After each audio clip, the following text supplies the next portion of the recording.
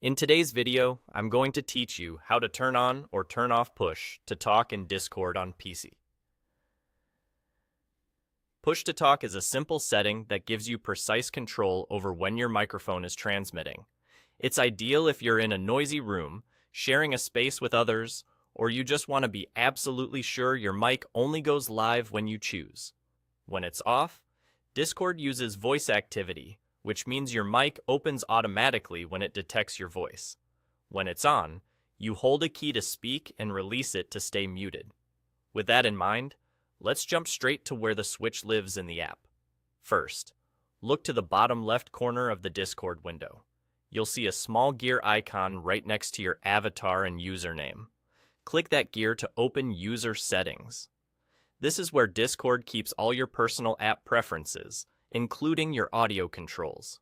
Inside User Settings, find the Voice and Video section in the left sidebar.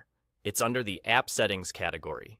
Click Voice and Video, and you'll land on the page that manages your microphone, speakers, and input behavior. Now, scroll just a little until you see the Input Mode area. This is the key section. Here, you'll find the option to switch between voice activity and push to talk. To turn push to talk on, select push to talk. To turn it off, switch back to voice activity. That's the entire toggle. Quick and straightforward. A few tips to help you use this confidently. If you choose push to talk, remember that your voice will only transmit while you're holding your chosen key. This can keep background sounds, keyboard clicks, and side conversations out of your calls and game chats.